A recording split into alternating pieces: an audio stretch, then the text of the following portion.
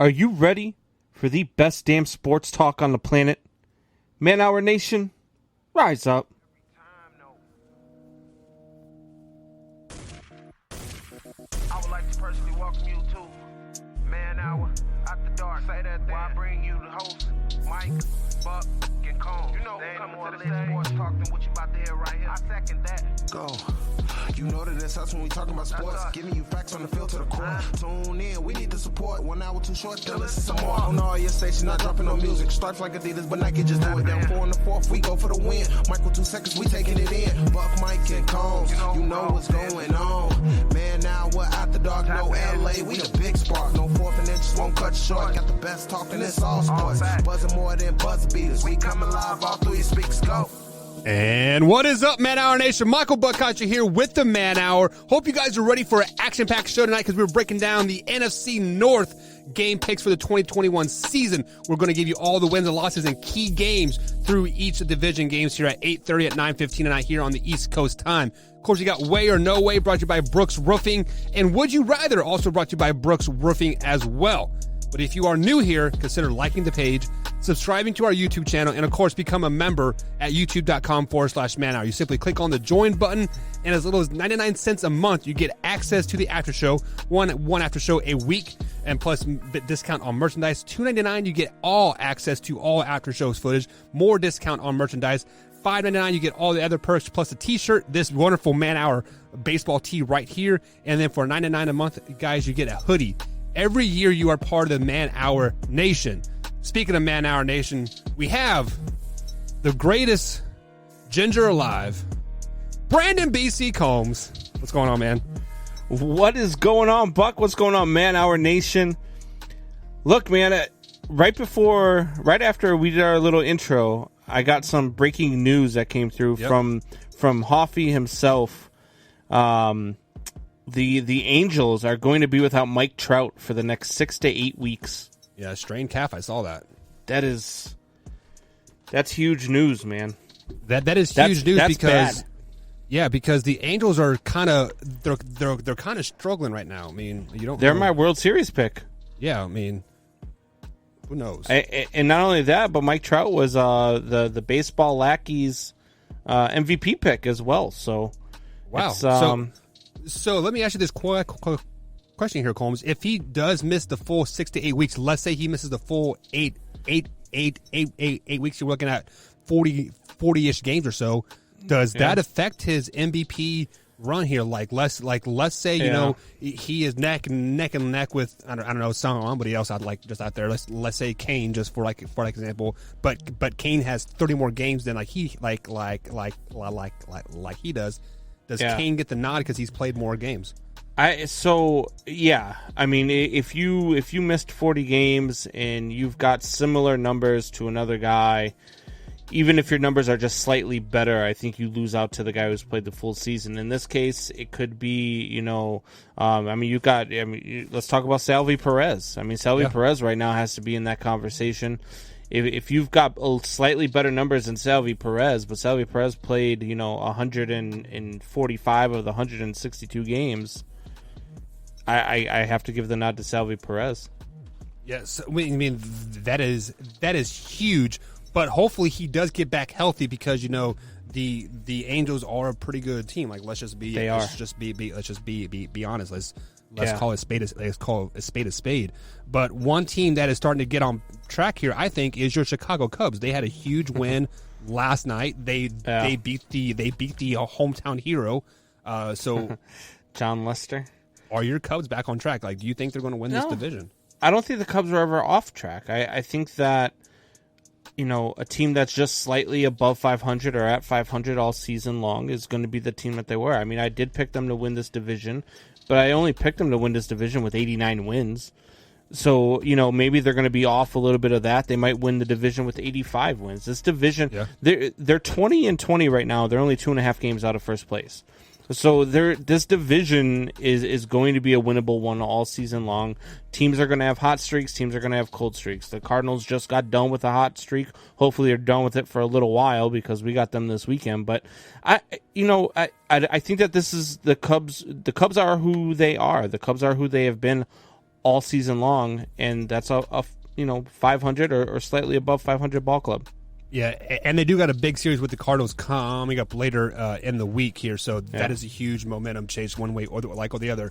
Let's go ahead and bring up this comment by Hoffy before we welcome our other co-host here on the show. Hoffy says, "I could save the Angels season with I'm just a call away." Hoffy, they've already cut a dribbler up the middle called Albert Pujols, so they don't need any more dribblers up the middle. Sorry, Bub. Yeah, I mean, and if anything, you're such a mouthpiece, you'll end up with the Kevin Pillar treatment and get hit with a 94-mile-an-hour fastball to the face. Do you think that was on purpose? No. Did you see the pitcher's reaction afterwards? No. So the pitcher turned around. Yeah. The pitcher turned around and went down to his knees and put his head in. Like he was distraught by how he hit that was definitely not on purpose. Yeah, I actually had not watched that highlight yet because I heard it was so gruesome. But speaking of gruesome here, we do have Mr. Wyatt Williams himself at ManHour _TWW. Gruesome? Gruesome. Some of your takes lately, Wyatt, have been pretty gruesome, man. So I'm not for sure how to take right, you right now. Like Aaron Rodgers is staying in Green Bay. I know. It's so terrible. Guys, so I was at TJ Maxx today with Nikki, okay? And I made a good and a bad purchase, okay? So basically, we're in the back of the store, which I never knew existed in TJ Maxx, where there's like food and stuff. So I see a water back there, 2 waters, and one of them is this bad boy right here. Hawaiian Springs, bottled at the source, $2. And I'm like, that looks good. And for $2, that's a lot of water, right? Look at that thing next to my head. It's huge, right? Then I'm like, got a big head. Okay, now I'm getting frisky. There's coconut water next to it. Let's try the coconut water. God, what are you doing? So I bring coconut water home, take one drink of it, and I can tell you the coconut water is currently in my yard, poured out, and the box is in the trash can. But, guys, I'm telling you, this it's called Hawaiian Springs. It's got that little flower logo thing, whatever that is. The best water I've ever had in my entire life. It is so good. Water is water. Water is not water. So water definitely tastes different everywhere. Yeah, well, city water does, but like bottled water is bottled water no matter what you do. I mean, it's purified water. Yeah, it all comes from Colorado at the end of the day. I'm telling you guys, I don't know. Not that one. Different. That one apparently comes from Hawaii and some like special spring that only Wyatt gets to drink from. I'll read it here to you. It's know your source. God. Hawaii, the most isolated landmass on Earth, is a paradise where heavenly rainfall is naturally filled. This is a sports show. They did not pay us for that segment, Wyatt. Stop giving them free advertising. Yeah. It's through pristine lava rock, guys. Shanna comes in and says, TJ Maxx is a joke. Why, I can tell you it is not from Hawaii. I've been to Hawaii because a McDouble there, a dollar cheeseburger, like at McDonald's, is like $8 there. There is no way that water costs $200 or $2. There is no freaking way that costs $2. It was $1.99 right there, man. Yeah, because it's not from Hawaii. So so I wanted to ask you about the NBA playoffs, but why? But you're fascinated about this water from Hawaii. But I feel like I got to ask you about. You know what? The water from Hawaii might be more entertaining than the NBA playoffs. The NBA play-in games start tonight. We have a couple games happening right now. But Wyatt, it's not a game. Of those play-in games, which one is most intriguing to you? For Western and Eastern, or just tonight? The play-in game, so Western. Okay, so of all, definitely the Lakers Warriors. I mean, we get literally LeBron James versus Steph Curry. What was the NBA Finals a couple of years ago? One of them's going home like 4 times. No, they'll both make it in. They'll both make it in. The Lakers will win. How will they both make it in? Because the loser plays. You could lose a play-in game and still make it in. Yeah, because you have to play the winner of the 9 and 10 seed. Then why is it even a play-in game? So it's a tournament bracket thing. It is actually a step ladder bracket. So 10 plays 9, 8 plays 7. So 7. So the winner of 7 is automatically in. The NBA is a joke. No, you're gonna have a play-in tournament, lose your play-in game, and get to play another play-in game. Yeah, because you're the 8 seed or the 7 seed, so you get the benefit of the doubt. Why should the 10 seed have a better? Hold on. So why should the 9 seed have an easier route than the 7 seed? because the 9 seed plays the 10 seed, who's a worse team. Because so if the 9 seed wins, they're automatically so then have in. The 10 play the 7 and the 8 play the 9. One win. If you lose, you go home. I don't want to. Oh, I lose. So if that's stupid. Now I was excited. I was actually going to watch the Lakers now I'm not even watching. It doesn't matter. It doesn't matter. So, Either way, the winner and the loser are going to make it in. The I hope Lakers will LeBron win. tears his ACL, and I hope that Steph Curry tears his Achilles tonight. What's your problem with Steph? We never wish injury on anybody, Combs. You know that. I just did. You Twice. You take that back, devil worshiper. I will not. You will so do. so like he says, Combs, this is a sports show. You need to know your sports rules. So, Hoffy, I am going to defend Combs here. This is the first year that the playing games have happened, and and Wyatt himself, Mr. the basketball connoisseur, thought it was a 7-10, 8-9, and I had to correct Wyatt. I don't need you to defend me, man. It's Okay, basketball. sorry, I don't care about basketball. The hockey playoffs are on. The Cubs are playing the Nationals. It's Schwarber's return to Wrigley. Last night was John Lester's return to Wrigley. Like, there is nothing about basketball right now that I even want to test. I'll catch the highlights on SportsCenter in the morning before work. True story. Because that's the only thing basketball is good for is highlights, right? It's 100%. I'm totally kidding. I actually watch. That's the way this game is, man. The Pacers are up 108-78. It's like the second quarter. The third quarter just ended. Oh, okay. So third quarter. So what they're doing? Nobody's playing defense. You got 108 points in the third quarter. The Pacers are playing defense. The Hornets defense just sucks right now. God, it's the playoffs. This is the only time where defense comes in. They're losing by 30 points, and who cares? Because they get to play again tomorrow. No, they don't. They get the loser of this is second out. chance. What? The loser of this is out. This is a 9-10. Okay, look, Combs, look. Wait. The winner of hold on, you ready? I'm gonna explain this. All right. There's 7 and 8, and there's 9 and 10. The winner of 7 and 8 immediately goes to the playoffs. They're in. They get the 7. The loser of the 7-8 has to play the winner of the 9 and 10. The loser of the 9 and 10 is automatically out. Okay, so I'm rooting for whoever wins the 9-10 game in the West. Because they would whoever play loses between the Lakers and the freaking Warriors needs to go home. They should go home after they lose. Stupid NBA. All right, guys. So we are going to get into our first break. On the other side of the break, we got, what is it? It's Way or No Way, brought to you by BrooksRoofingIN.com. So you guys can check out Brooks Roofing IN for all your roofing and siding needs. So let me go ahead and address some of these comments here before we go to break. Tori says Combs is just mad because he can't jump with his whiteness. That's probably 100% true. Yeah, I've got like a 5 centimeter vertical. It's probably more than white, so let's just be flat out honest with that. And then true. Drew says the real Hawaiian water is the cleanest due to the lava rock. It's a natural filter. I guess. Oh, here we go, right in the middle. Oh God! And just like that, we are going to go to break, guys. Thank God. We love you, Wyatt. We'll be right back, guys, here on the Man filtered. Hour. Lava. I hate him. Hey there, Mr. White T-shirt wearer, dude. Mr. White shirt wearer, dude. Do you wear the same shirt every day? Same shirt every day.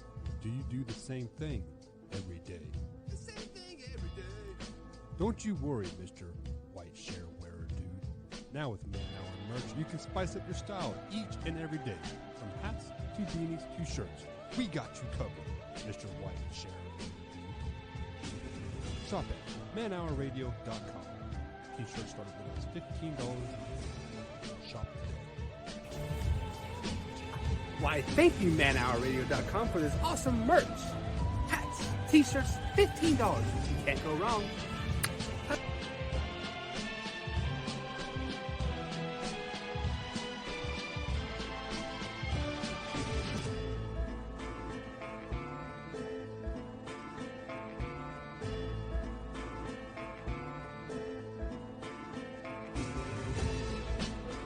Pretty obvious in that one. Dak's coming back off. You got Tom Brady, and did I mention 22 starters coming back?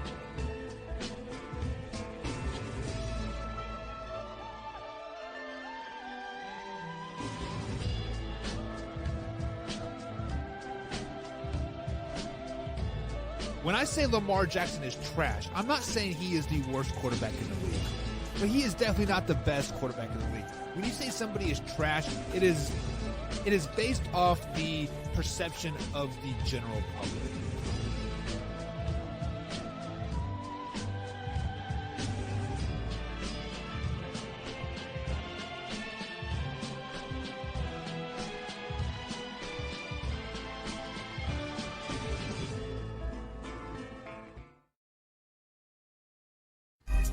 And welcome back, Man Hour Nation. Michael Buckeyes, all with Brandon Combs and the Wyatt Williams. Head over to manhourradio.com. If you missed any part of the show whatsoever, you can check out the clips over there on the podcast forum. You can also go to youtube.com/manhour and, of course, subscribe to that and hit all the clips that's uploaded throughout the day as well. Welcome, bring the boys back onto the show here as you guys are. Buck, I'm telling you right now, Wait, your guy. You need to put those in like, what is that little film festival they do every year? I don't know. You need to put it in the film festival. See if we can win some sort of award for your commercials, man. I am trying to be clever and just like, I don't know. Here we go. This is the question of the hour, man. Why do I want a Modelo? My favorite. Yeah, that commercial had absolutely nothing to do with the opera in like, the background or anything. You were like Mr. White Shirt Dude, and then afterwards you were like, thanks for this awesome merch, and you didn't have on a Man Hour shirt. You were just wearing a gray shirt over the top of the white shirt. I had the Man Hour logo on that blended gray tee. Oh, was there? Yeah. Oh, okay. All right. I didn't notice it. It's some new merch over at manhourradio.com. And Drew, the reason why you want that drink is because that's where that song is from. So I was trying. So you guys remember those Bud Light commercials from like early 2000s, like, hey there, Dad, coaching from the stands, but don't know what he's doing, Mr. Coach Dad, right? You know.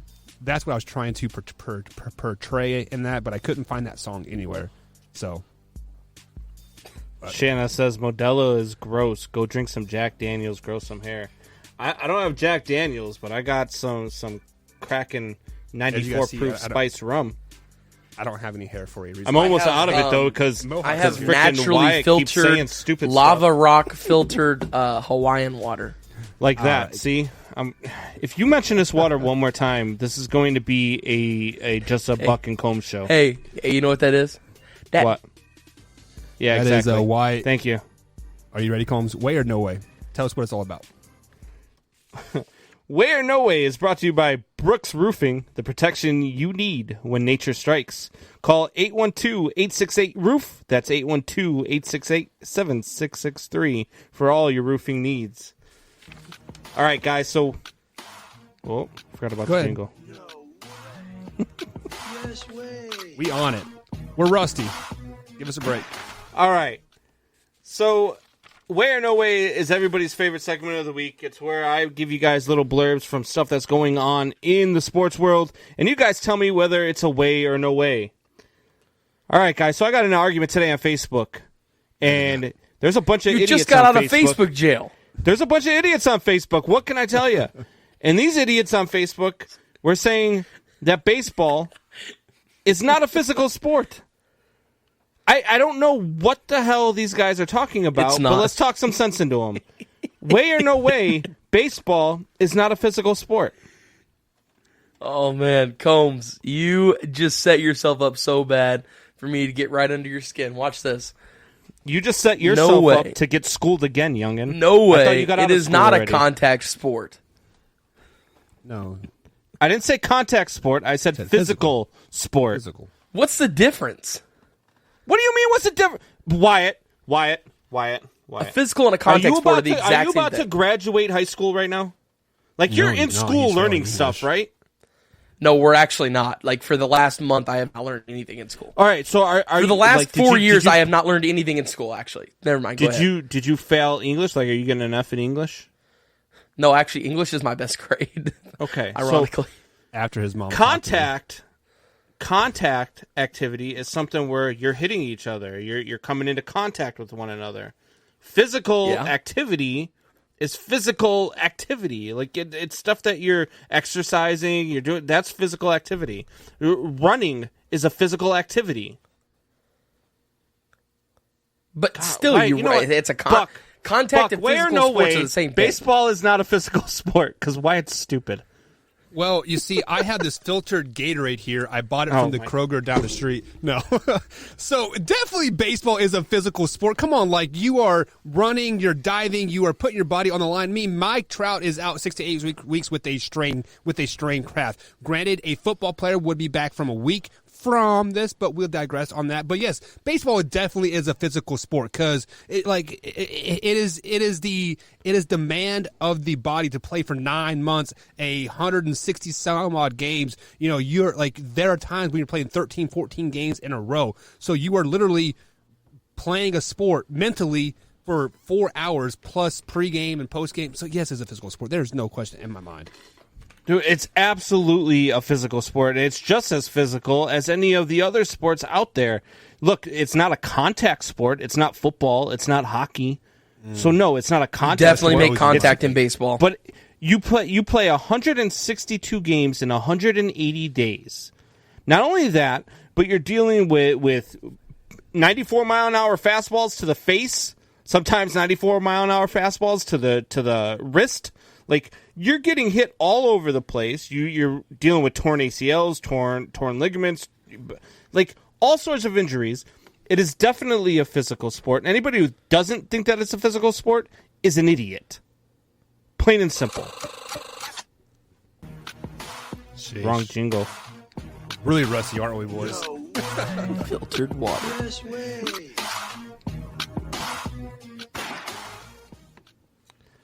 All right, guys. You ready for this one? Yes. Way or no way, Aaron Rodgers' silence surrounding trade rumors speaks volumes. No way. No way at all. Because he is not the one dealing these trades. Hold on. Let me backtrack even further. Aaron Rodgers has not spoken anything at all through this whole process. He has not said anything. And I find that the most ironic of everything. Because it's people like Brett Favre, who, might I add, have a little tiff against the Green Bay Packers. I know me and Tori talked about this the other day on the show, and, you know, Tori feels like there might be a jealousy bug there, but he doesn't really see it. I 100% think Brett Favre is playing a big role in this because, A, he doesn't want Aaron Rodgers to have more Super Bowls than him, and B, he doesn't want Aaron Rodgers to taint his legacy in Green Bay. So he'll do anything to make sure that doesn't happen.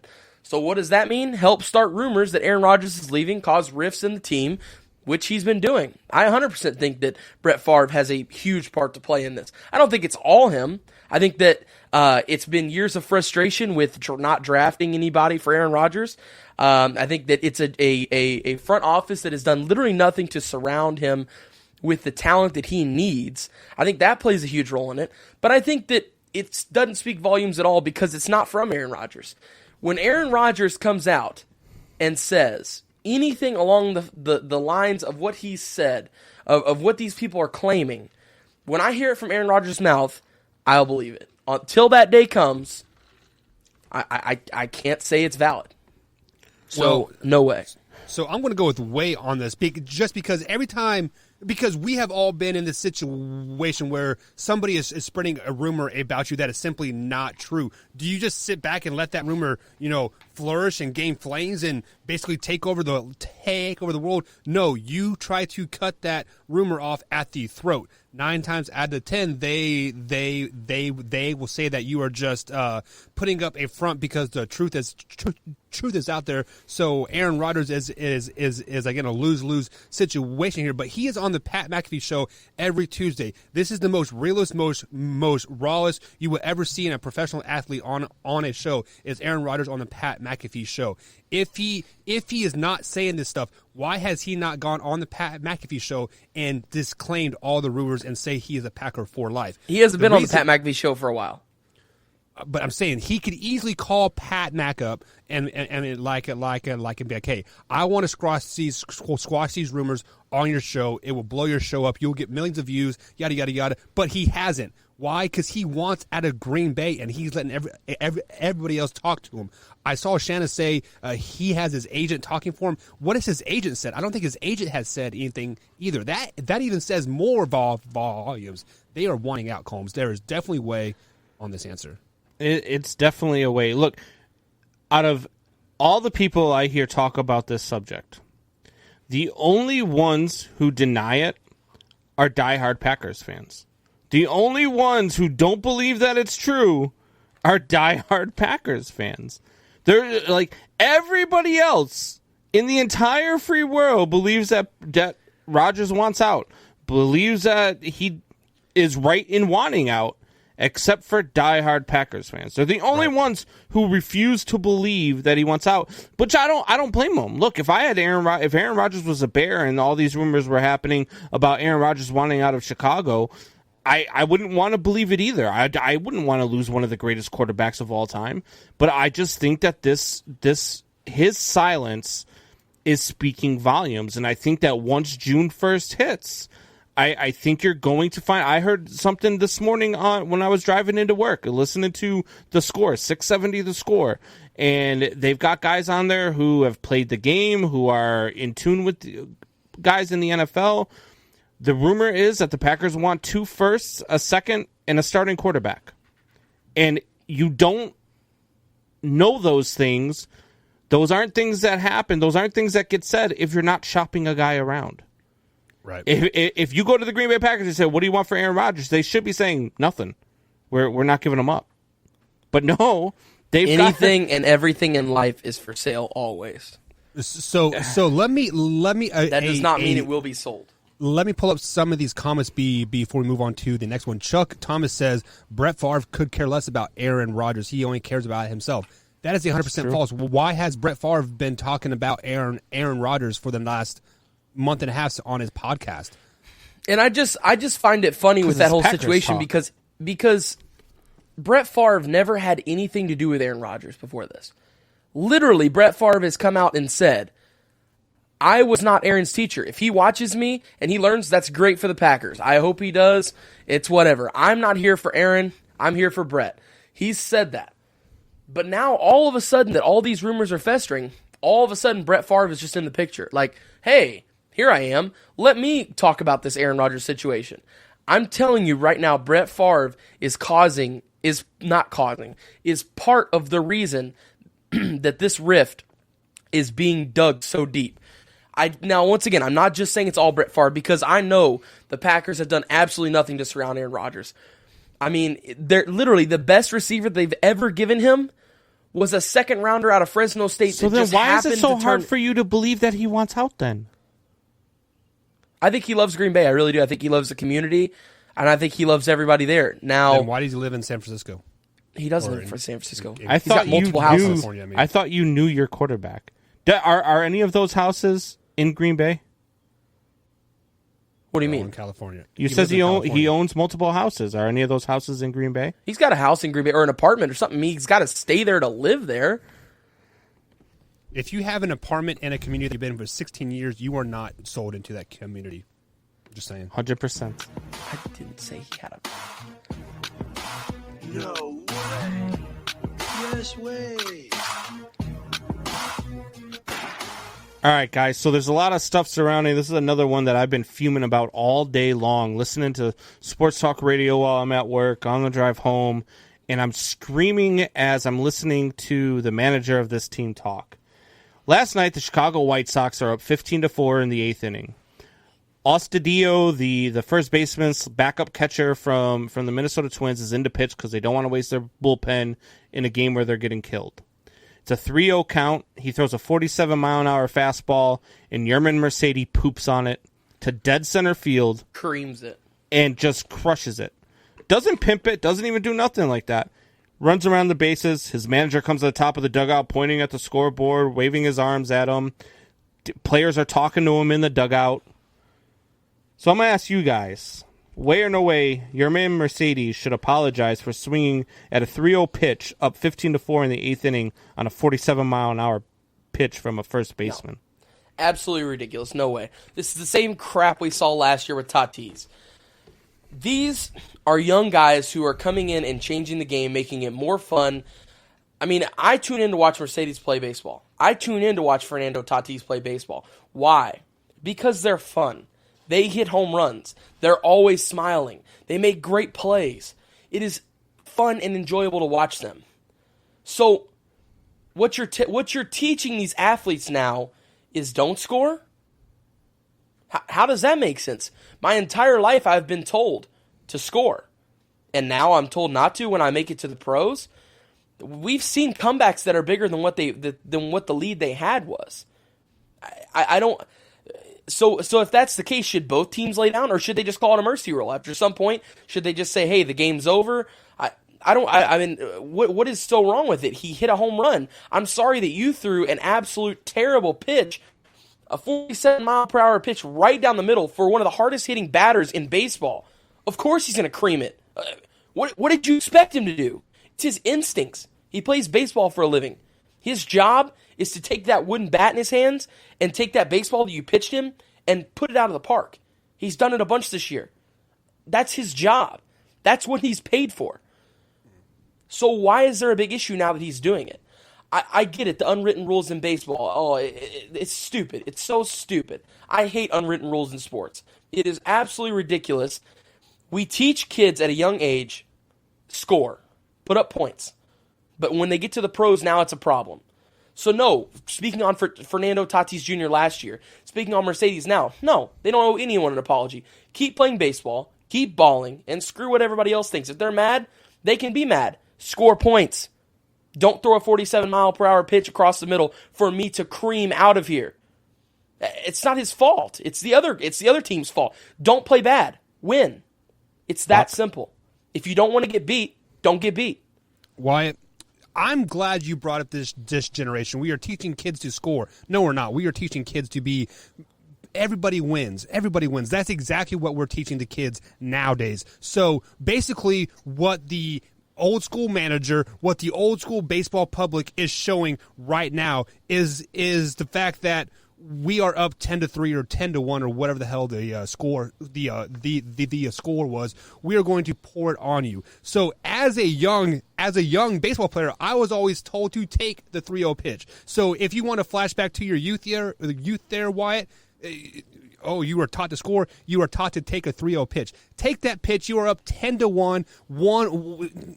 Definitely way that he should apologize. Just because if he wouldn't have launched that ball the way he did, he would have took off a first baseman's head for no reason whatsoever. It hit his like Hoffy playing co-rec D division ball. It makes no sense.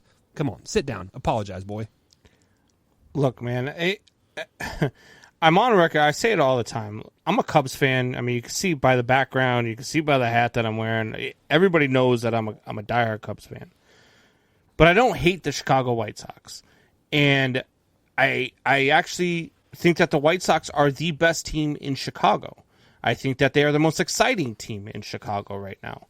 I like watching them play baseball because I love the game. And your main Mercedes has absolutely nothing to apologize for. If there's anybody in the White Sox clubhouse that needs to apologize, it's their stupid manager. I don't even know. I'm surprised he was even awake that late to watch that 8th inning because he's 79 years old and he should have been in bed because the pudding was done being served. I'm so sick and tired of all of these old heads in baseball talking about, oh, you can't swing at a 3-0 pitch. Why? If you don't want him to swing at a 3-0 pitch, if you don't want them to score, forfeit the rest of the damn game. Exactly. Don't come back out on the field. If you don't want them to do what they're paid to do, then leave. Go home. Forfeit the game. We do it in spring training all the time. So now, just because it's a regular season game, I don't want to waste my bullpen, so I'm going to throw a pitcher out there. Don't swing, though. Shut the hell up. And if any of the Minnesota Twins have it in their heads that they're going to come out and throw at this kid and possibly injure him, then you need to be suspended for the rest of the damn season, or at least for as long as he's hurt. Because this is where you need to draw the line in Major League Baseball. This kid did nothing wrong. If anything, it's a damn manager for coming out up and showing up his own player, stepping up in the dugout, pointing at the scoreboard after the kid that you pay to hit home runs hit a damn home run. Stop. Stop with the unwritten rules. They're stupid. Stupidest thing in all of sports is the unwritten rules of baseball. Hey there, Mr. White T-shirt wearer, dude. Mr. White shirt wearer, dude. Do you wear the same shirt every day? Same shirt do you do the same thing every day? The same thing every day. Don't you worry, Mr. White Shirt Wearer Dude. Now with Man Hour merch, you can spice up your style each and every day. From hats to beanies to shirts, we got you covered, Mr. White Shirt Wearer Dude. Shop at manhourradio.com. T-shirts start at $15. Shop today. Why, thank you, manhourradio.com, for this awesome merch. Hats, t-shirts, $15. You can't go wrong.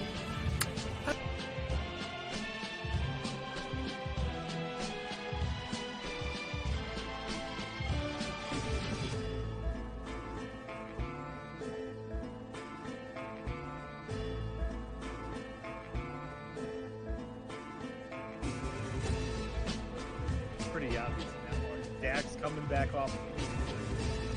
You got Tom Brady and, oh, did I mention 22 starters coming back?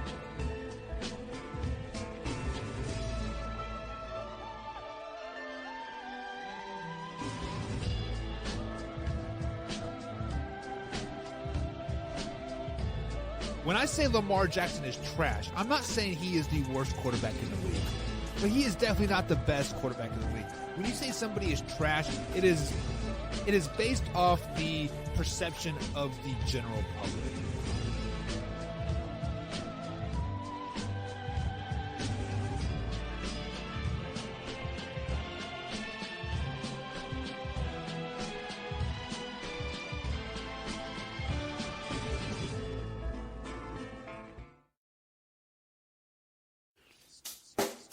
Check the mic and make sure it sound right, boys. And welcome back to the Man Hour Nation, guys. Michael Buckeyes on with Brandon Combs and the Wyatt Williams. If you missed any part of the show whatsoever not, you can check us on iTunes, Spotify, and of course, iHeartRadio. Or you can simply go to youtube.com/Man Hour, hit that subscribe button, and hit that bell.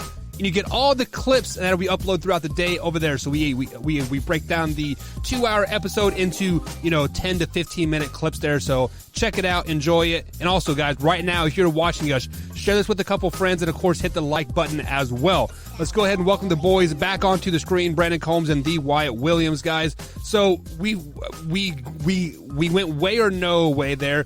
We kind of got heated, so we all have difference of opinions, and that's what is so great about our chemistry here is we mesh really well on opposite opinions. So let's go ahead and take those opposite opinions and play the game Guess Who here real quick. So we this is only going to be a single guy here. So the winner gets to go first on breaking down the NFC North predictions here first. So Wyatt, you are an habitual loser at this game. Yes. So we'll let you go first.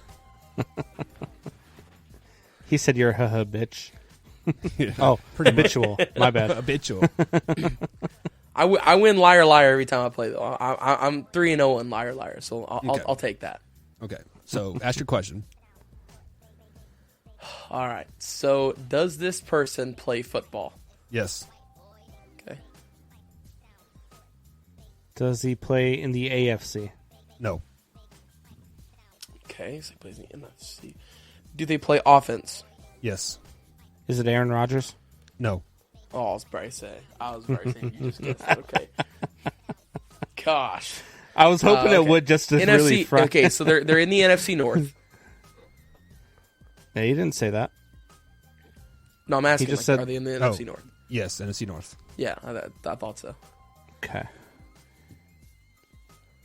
Look at Is you. it Justin You went Fields? like this. You went, and it then Justin he Fields? goes. He didn't say that.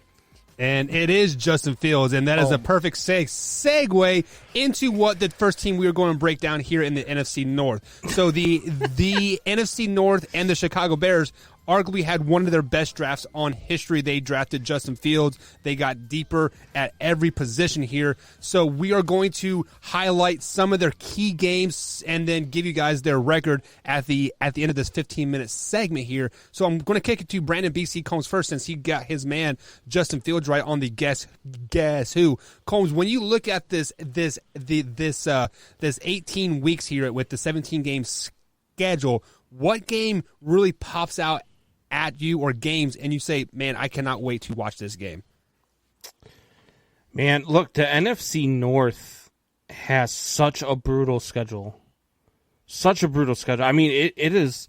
I look at the Bears' schedule and I'm like, man, from week 5 to 11, they just run a gauntlet, man. Probably all winning teams too. Yeah, it is absolutely insane. It doesn't just stop at the Bears. It's not just the Bears. The Vikings play that schedule. The Lions play that schedule. The Packers play that schedule.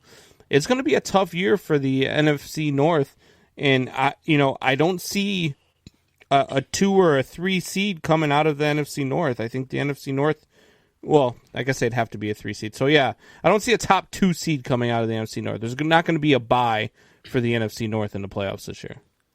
So is there a game that you have circled that like you're like, man, this is the make or break? Yeah, I don't know about make or break. I think one of the most exciting games might be the Cardinals versus the Bears in Week 13. We get to see Justin Fields versus Kyler Murray. I think that'll be a really fun one to watch. I think that'll be at the point where, we'll get to the Bears' schedule here in a minute, but I think that the Cardinals versus Bears, it'll start to be where you really want to see the growth from Justin Fields come through. You really want to see, you want to see him outperform Kyler Murray is what you want to see if you're a Bears fan at that point of the season. I believe he's going to come in early in the season. So what I hear you saying is Justin Fields. You think Justin Fields is going to play this year? I do. So I actually have him coming in by week 4. Okay. Why? Because they're 0-3 going into week 4, or just So the Bengals game in week 2, I think if they lose, they're going to start the season 0-3. Their schedule, they start out with the Rams, very good defense. That's going to be a tough game to win in LA during week 1. Then you get the Bengals week 2. That's a game you kind of want to see Andy Dalton perform, and if he doesn't perform, they go to Cleveland in week 3, and we already talked about how good the Cleveland Browns are going to be this year. And I think that if they're 0-3, I think that's when Justin Fields comes in, because then you get the Lions and the Raiders before you get that tune-up starting. Then you get that gauntlet of Packers, Buccaneers, 49ers, Steelers, Ravens. Then you get a break with the Lions, but then you get the Cardinals and the Packers again. Like, it's going to be a tough season, man. Okay, so you had that Week 13 matchup, the Arizona Cardinals. They're coming off the bye, coming into Soldier Field as your game to watch. Who do you have winning that game? It's so tough to pick winners this early in the season, but obviously since we're picking the schedule, I did pick a winner in this one, and I think the Cardinals are going to pull out. I just think the Cardinals are really good. I think that defense is really good. They're coming off a bye that week too. I do a lot of think extra rest. Yeah, but I do think that it will be a very close game. I think that it'll be one of those them 23-20 type games, somewhere in that area, 23-17, something like that. But I think both quarterbacks are going to perform well, but both defenses are going to perform even better. All right, so Wyatt, let's kick it over to you here. Same question to you. We see the 18 weeks here, 17 games schedule. What game do you have circled of that Bears schedule? Like, man, this is a much watched game. Look no further than week 4 whenever they play the Lions. Simply because, so week 1 they play the Rams. I think they lose that one because the Rams are getting heavily slept on this year. Powerful offense, extremely high-powered offense. Going to be a high-powered defense as always. So I think they lose that one. Week 2 is an interesting one for me because, of course, I don't think Justin Fields is starting at that point.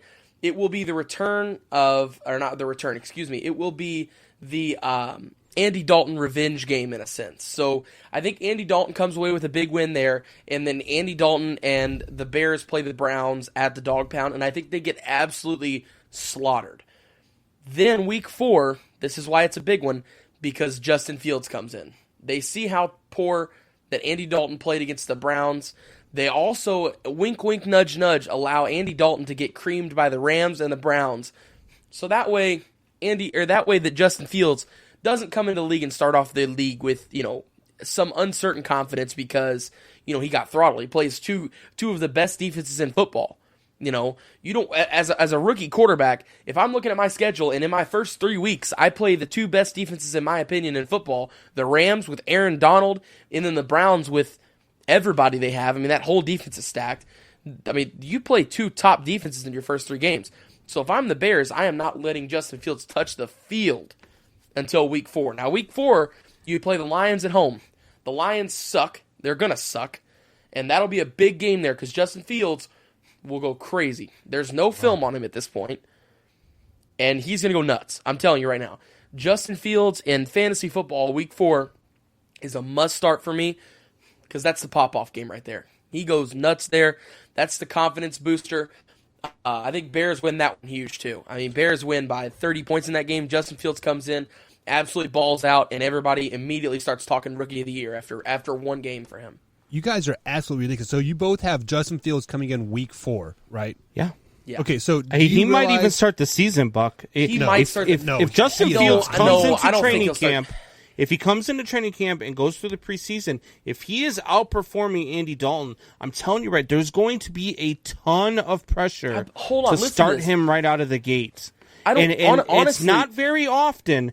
It's not very often that you get guys that were drafted that high that end up sitting their entire first season. It's happened like 5 times out of the last, I think, 27 guys that were picked in the top 15. Okay. They don't sit. And the only couple times that it has happened, you look at the time when Patrick Mahomes sat behind Alex Smith. You look at the time when Jordan Love sat behind Aaron Jordan. Stop. But it always happens when a team is competitive. If your team's not competitive, there's so much pressure to start your guy who you drafted, your guy who's your future, to bring him in. And I'm telling you, if they're 0-3, especially in Chicago, New York, LA, those are some big markets where there is a ton of pressure to perform and perform well. And if Andy Dalton is not getting it done come week 4, there is no way Justin Fields doesn't start that game if they're 0-3. And I just think it's rough for Justin Fields here because listen to just the first 9 games. We'll go to the bye week here. The Rams, an incredible defense, top 5 defense. The Bengals, a team that's on the rise. Not a great defense, but still a team on the rise. The Browns, a top 5 defense. Then they got the Lions, a pancake game. Then they got the Raiders, an easy game. The Packers.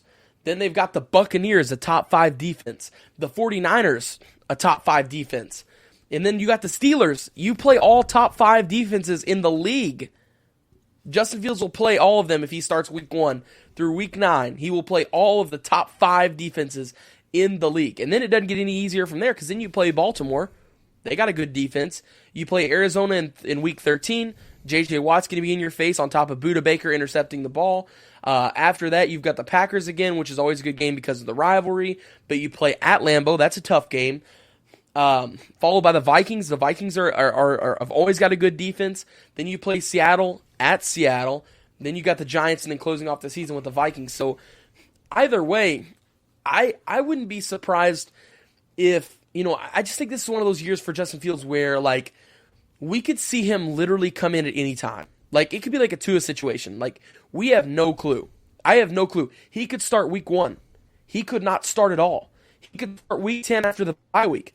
He could start week 9. I mean, like, I have no clue. There's so many good defenses on this schedule spread out. And I don't think, if I'm the Bears, I play this one smart and I limit Justin Fields' time against these defenses the best I can. Because you don't want to limit his time. Why do you start him at all? That's dumb.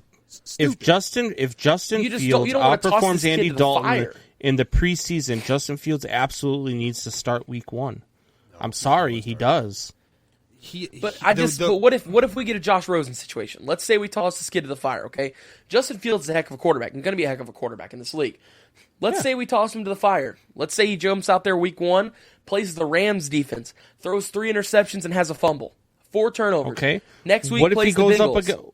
What if he goes up against the Rams defense and he puts up 5 touchdowns and doesn't throw a pick? That would be great. I mean, but for a rookie, that's highly unlikely. So, all right. So if you sit him out and you don't play him versus these vaunted defenses, then next year when he plays against those vaunted defenses, it's going to be his first time playing against those vaunted defenses. No, it won't. But he'll have in-game experience. You don't want to open a career against Aaron Donald and then follow it by the Browns defense, and then follow I that do. by the Buccaneers defense whenever you play Tom Brady in Tampa. I see. And I then follow that up disagree. with Joey Bosa, Nick Bosa.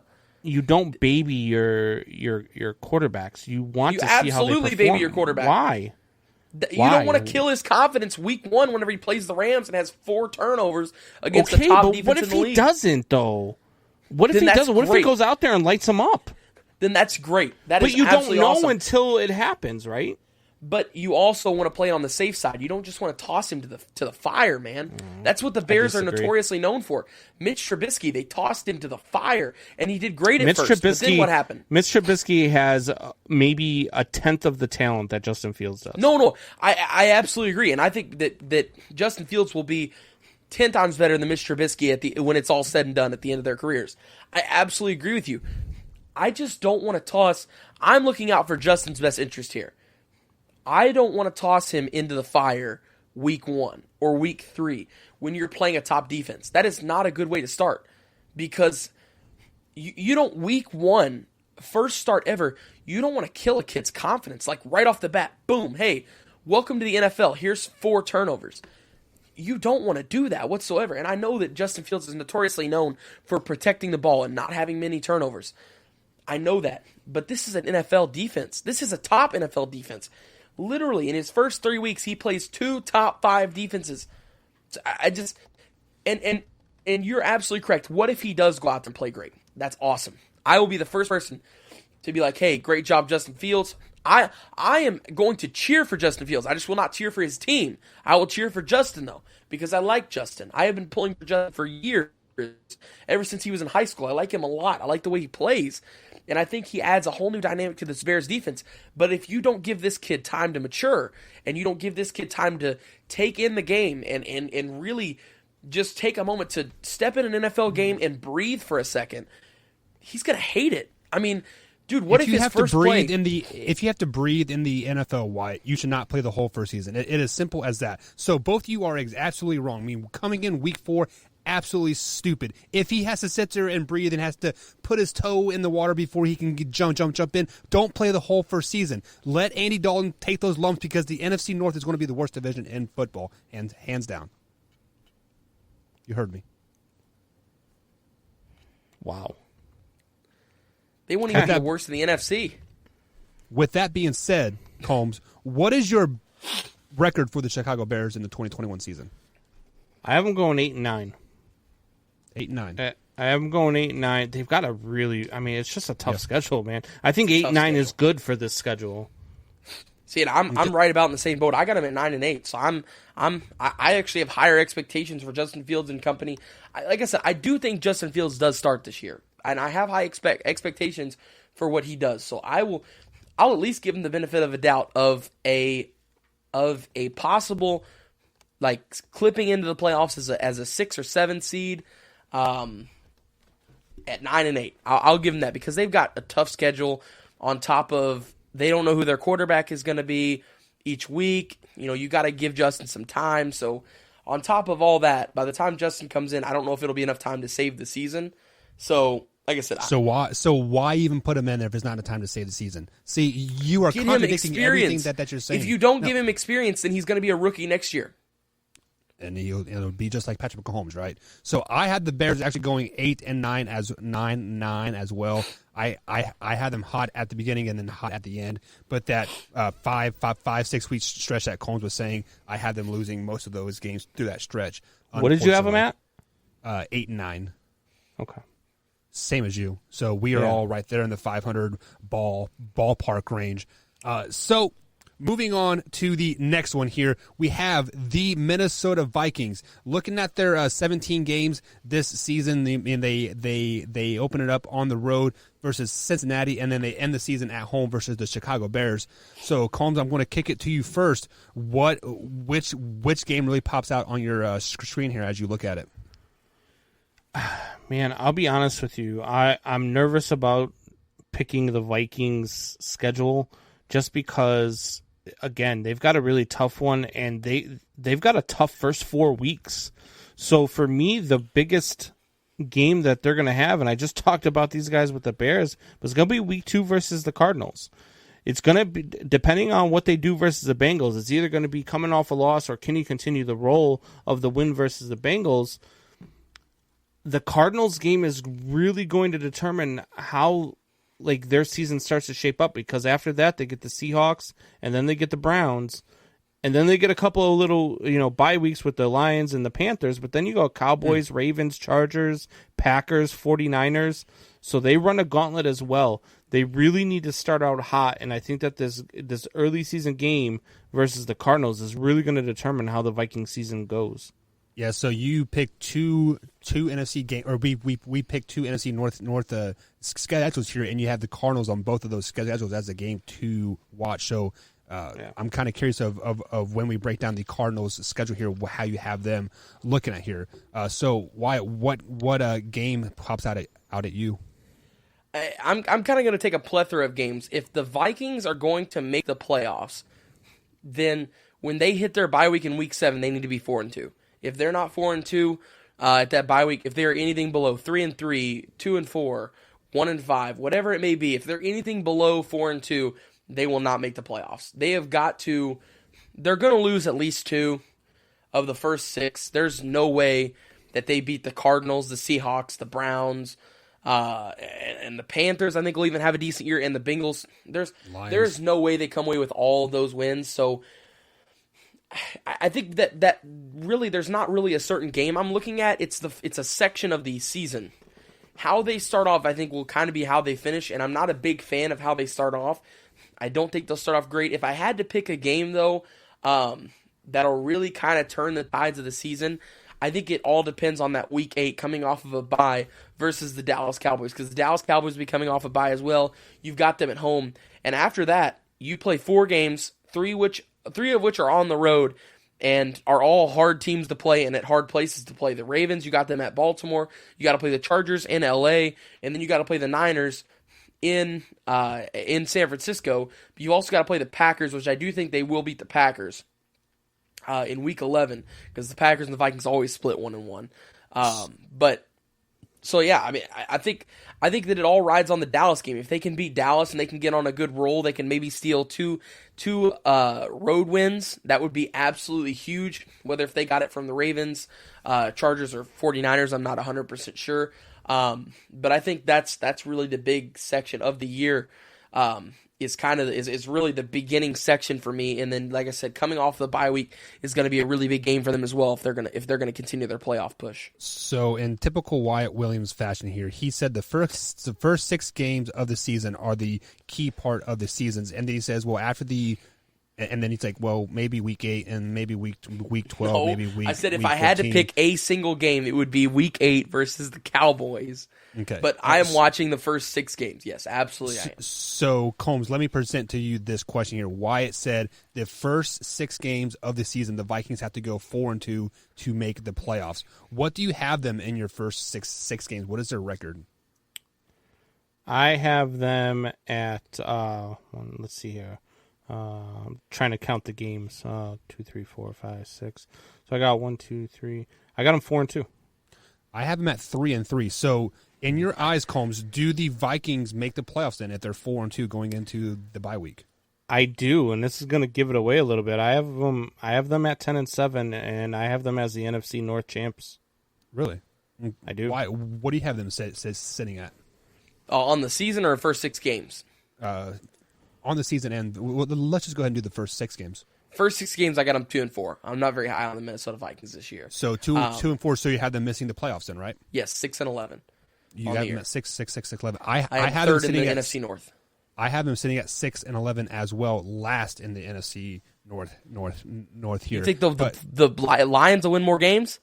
We will see. We'll never know. You and those Lions, man. Whoever's a Lions fan in this Kansas, this show, man. You're not from Detroit. What is your obsession? The Lions fans are going to hate you. They were hoping you were going to pick them to be 3-13 this year, because last year you picked them to go 10-6 and win the division. Combs.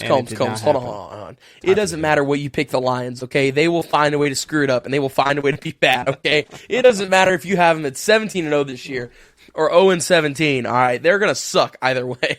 Right? So I do have the Vikings going 6-11 this season, but the game that I have circled on the slate of games this year is that Week 8 matchup. Much what Wyatt was talking about was the Cowboys-Vikings games.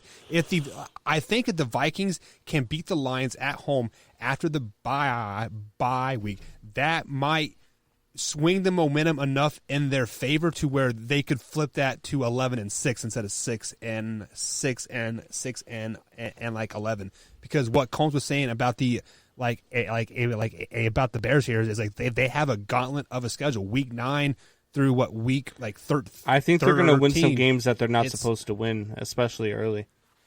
Like who? Like, put some name on it. I think that they'll sneak. So they've got two. So they play the Seahawks and the Browns, both in Minnesota. I think that they win both of those games. Really? Okay. Yeah. Why? Do you have them winning both those games? No, I have them going 0-4 to start the year. I have them losing at Cincy, losing at Arizona, losing at home versus the Seahawks and the Browns, and then I have them winning 2 games versus the Lions and the Panthers. So the one thing that I've always learned about the NFL, it is really hard for a team to go on the road for the first game of the for the team's first home game. So when the Seahawks come to Minnesota Week 3, that's the Vikings' first home game. I think the Seahawks are going to struggle mightily versus the Vikings that first home game, but I do have the Seahawks winning that game. So Combs, you had them going what again? 10-7, right? 10-7. 10-7. Why you were at 6-11? Yes, sir. And I have them at 6-11 as well. So that is it for the Minnesota Vikings, guys. We are going to take our next break here. On the other side of the break, we have, what is it? It is Would You Rather. And Would You Rather is brought to you by Brooks Roofing. BrooksRoofingIN.com for all your roofing and siding needs. The protection you need when disaster strikes. So we'll be right back here, guys, on the Man Hour.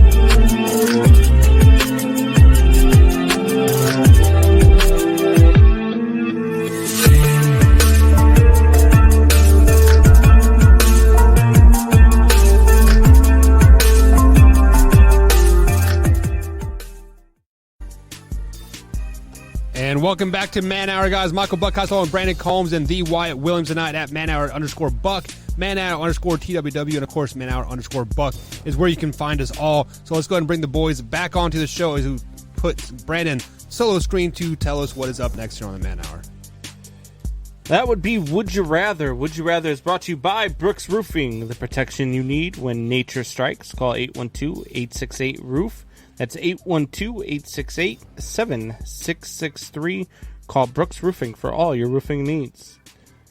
All right, guys, so Would You Rather, you guys know what this is. It's just, I mean, it's in the name. Would you rather this or would you rather that? Are you boys ready? Yes, sir! Give it to All me, right. baby. Let's do it. All right, Wyatt, you're going first? Yes. All right, Wyatt, would you rather take a 94-mile-per-hour fastball to the face No. or lay down fully equipped in front of Alex Ovechkin's slap shot?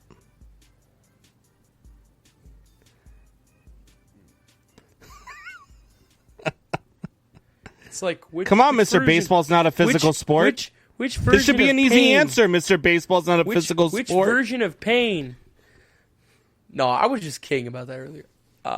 Okay. Whatever. Get out of here. Stop waffling. I don't even know. Like, I guess Ovechkin, I'll protect my face. What if he hits you in the face? I'll put my arm in front of it while I lay down. All right, so you're Hits going to my let it hit arm. you in your arm? Good idea. Yes, better than my face with a 94 mile It's going to shatter fastball. your arm and then shatter your face as it goes through your arm. At least I have ice to ice my face down immediately. So I'm assuming, Colin, when you say fully equipped, I'm like a goalkeeper. So No, give me I'm talking about a defenseman. Oh, give me the slap shot all day long because I mean hockey's not a physical sport. Hockey is for You're it's an for idiot.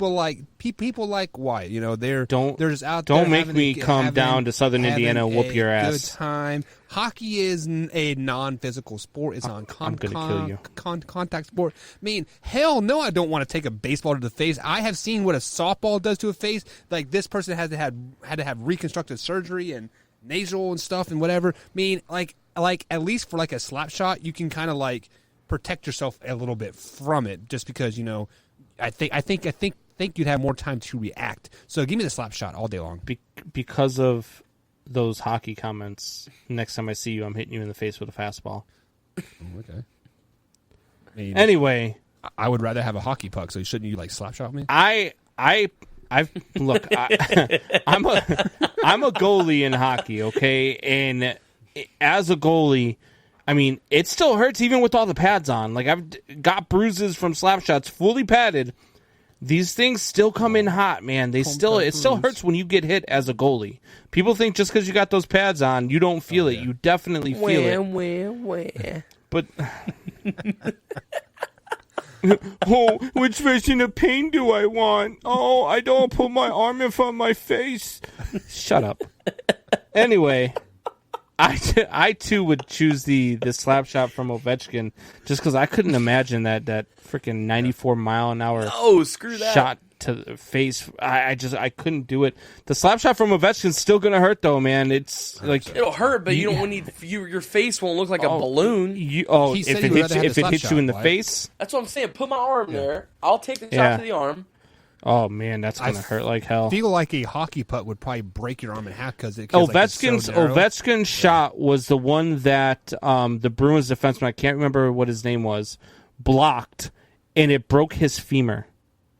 And he got hit in the shin pads. Like he yeah. And guess what? He was so tough that he finished off the shift and blocked two Stop more talking shots in how the tough process. they are.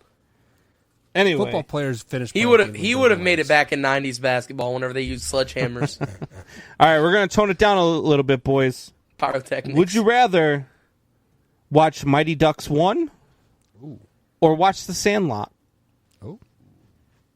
Sandlot? Like, I like the Mighty Ducks. It's a good series, but like, the Sandlot is just a classic. Like, and the Mighty Ducks is too, but like, the Sandlot is just. I love the story. I love everything that goes with it.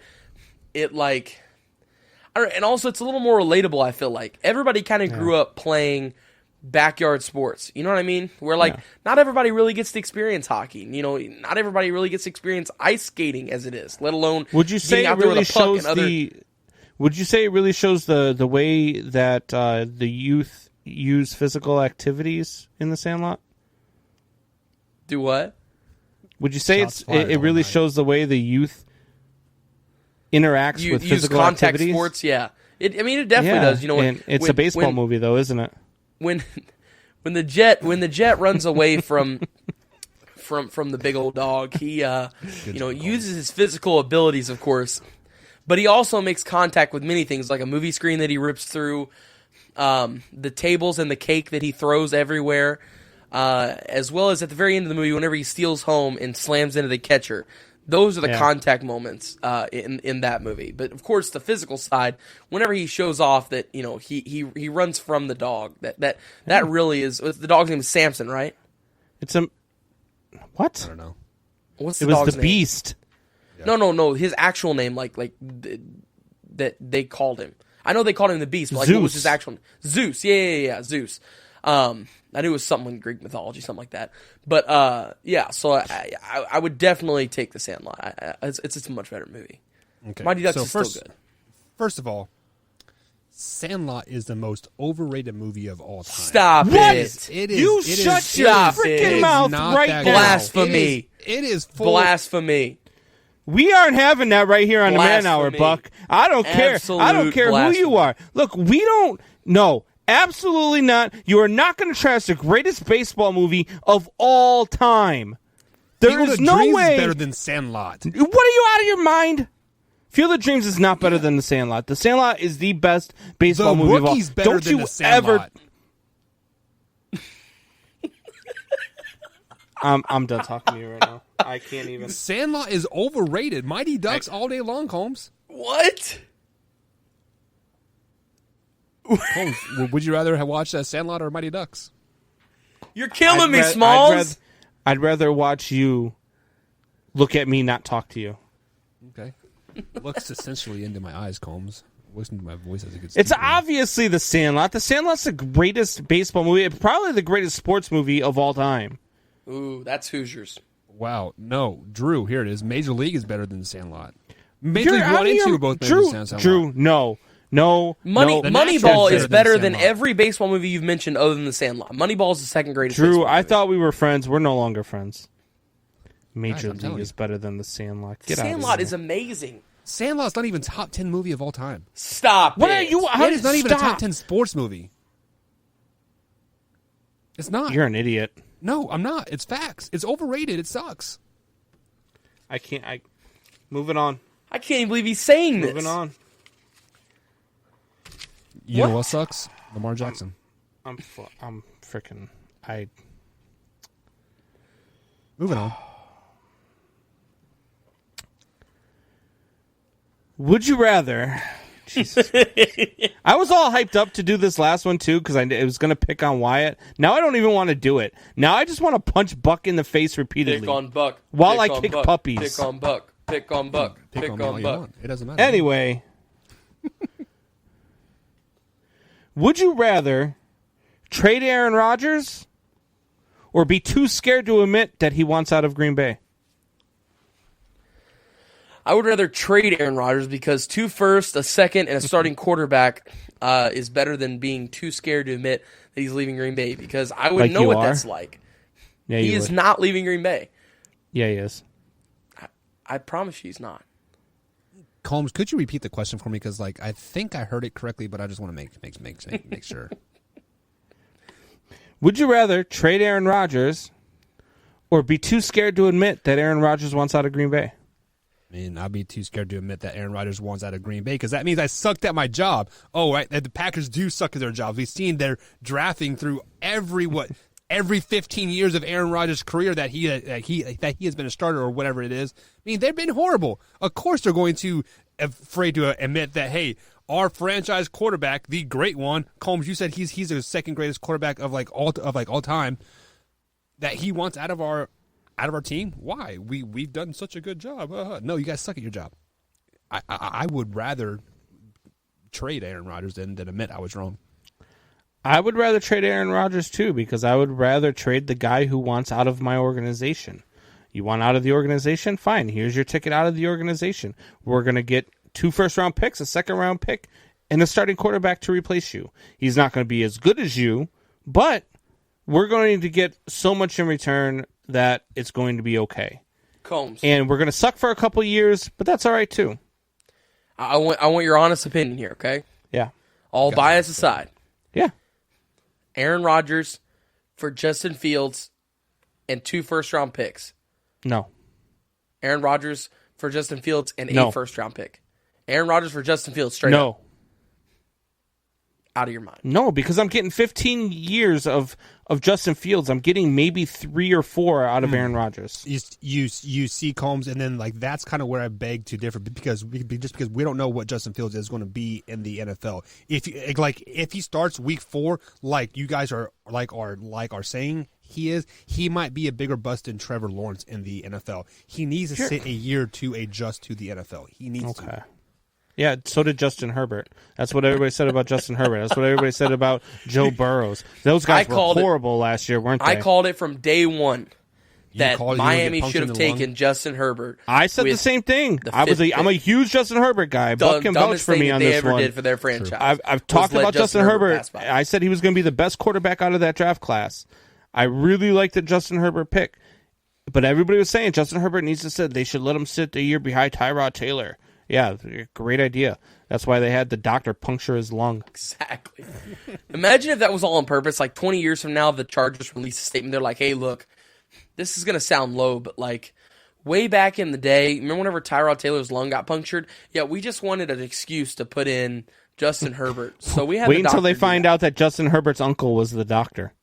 Dude, if that was remotely true, Tyrod Taylor's ex-girlfriend was the doctor. Holy shit, guys! There's lawsuits galore going to happen. There's going to be HIPAA crap and everything else. I mean, I would trust the Deshaun Watson's like accusers more than the doctors. Then like that's absolutely crazy. Combs, did you have any more? I want to address this comment right here. Go ahead. Drew says Rodgers would be freaking nuts to get traded to the Bears. He'd constantly be running for his life. False. Not only did the Bears draft offensive line help, but Aaron Rodgers would actually make the Bears a Super Bowl contender because you can't ruin Aaron Rodgers because Aaron Rodgers is a lot like Tom Brady in the sense that he's going to come in, he's going to take over your play calling, and he knows what he's doing in the pocket. He's not going to hold on to the ball too long. He's not going to Aaron Rodgers would turn around that organization. Aaron Rodgers would not be the quarterback that the Bears can't develop because he's already developed.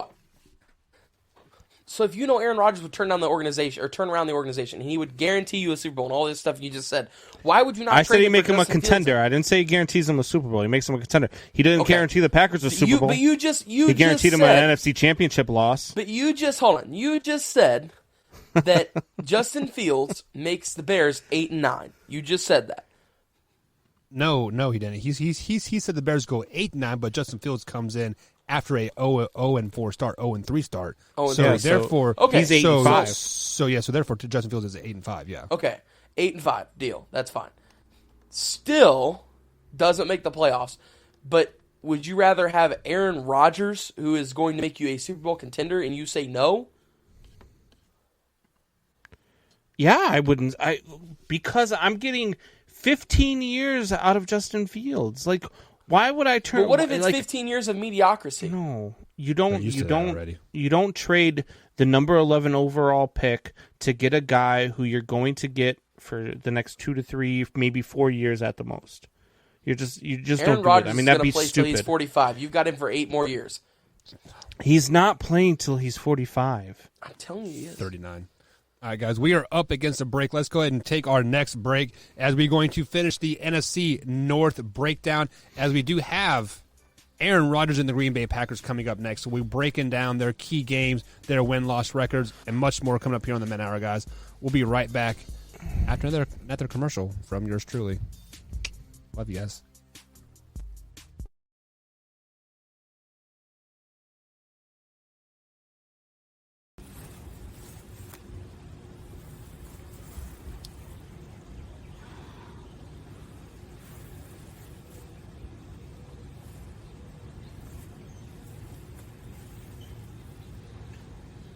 ManHourRadio.com.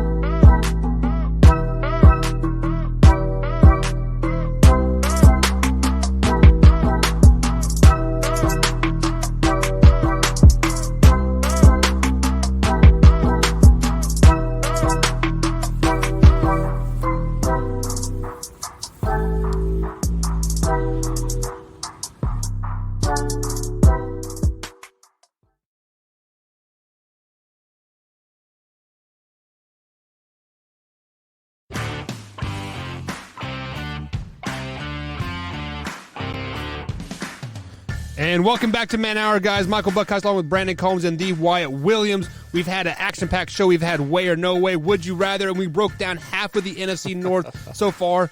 Now it's time to break down the second half of the NFC North. But Combs, I got some breaking news on my phone. Go ahead. What'd you get? Rizzo is left the game with apparent injury, so the injury bug is striking the MLB right now. Yeah, I just noticed that he was out of the game, and I didn't see what happened. So your boy Trevor Bauer just tweeted out something, and I want you guys to hear this. It says, "Dear hitters, if you hit a 3-0 homer off me, I will not consider it a crime. Dear people who are still mad about a hitter hitting, kindly get out of the game. Can't believe we're still talking about a 3-0 swing. Exactly. If you don't like it, managers or pitchers, just be better." Does that mean Trevor Barrow is watching the show Is that tonight? exactly what I just said on that segment? It is. It's you know exactly why? what all three of us said. You know why? Because Trevor Bauer is the GOAT. All right, he's the greatest pitcher of all time. He's a great Twitter guy. Greatest Twitter pitcher and greatest pitcher of all time. No, he's a great. threat. He's the GOAT. All right, he's the greatest of all Twitter. And pitcher. All right, guys, so let's go ahead and swing back into the AFC North as we get down to the grit and nitty of the Green Bay Packers. We have all heard about the Aaron Rodgers say gritty saga. nitty? Did you say grit and nitty? Yeah, gritty nitty. It's nitty gritty. Nitty gritty? No, because everything's going to be opposite because we don't know what's going to happen. So I'm saying everything's backwards just like it gets you guys going here. But the Green Bay Packers do open up week 1 on the road versus the Saints, and they end the season on the road versus the Detroit Lions. So it's 17 games here in the NFL season. Why? These are your Green Bay Packers, so we're going ahead and give you the floor first. What game stands out that you have circled? You're like, this is must-see TV. I think it's none other than the Week 9 game, and I think it's a potential Super Bowl matchup between the Packers and the Chiefs. He said Super Bowl.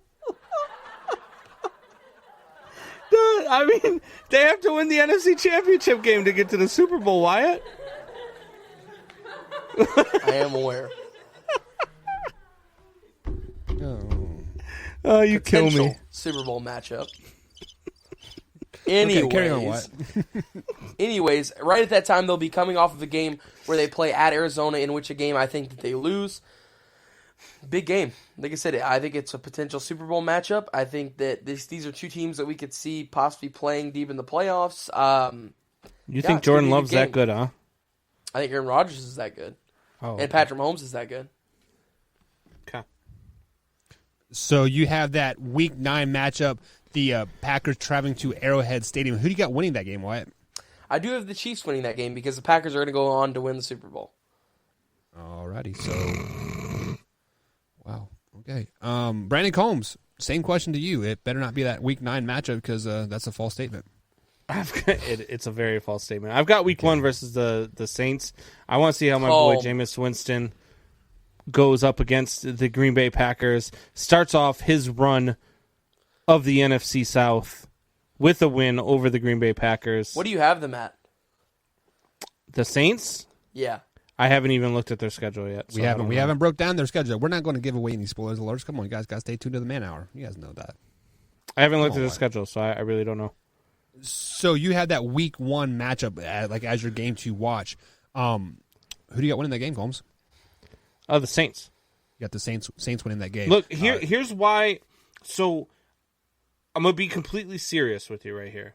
I truly, honestly believe Aaron Rodgers is not the starter for the Green Bay Packers. I truly believe that Aaron Rodgers is not a Green Bay Packer this season. So I had to go in with the mindset that Jordan Love is leading this team. I had to go in with the mindset that Jordan Love is the starting quarterback for the Green Bay Packers and that Blake Bortles is their backup. Honestly, I think Blake Bortles starts over Jordan. So with that being said there, Combs, if Aaron Rodgers is at the helm for the Green Bay Packers, do they beat the Saints, or you still got the Saints winning this game still?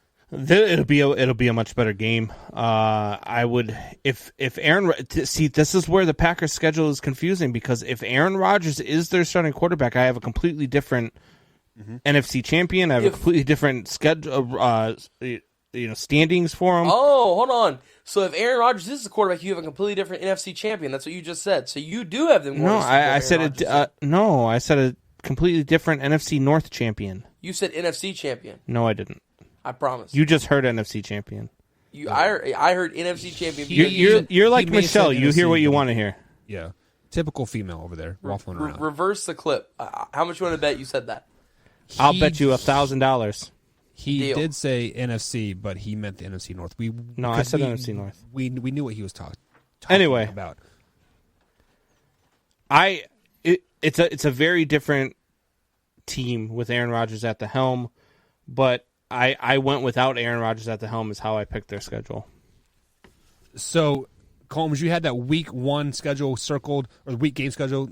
Wyatt, you had the week 9 game circled. I actually, guys, I had that week 12 games circled. When the Rams come into Lambeau Field, I think this is the game that we see where both teams rank in the NFC. This is a possible NFC championship game here.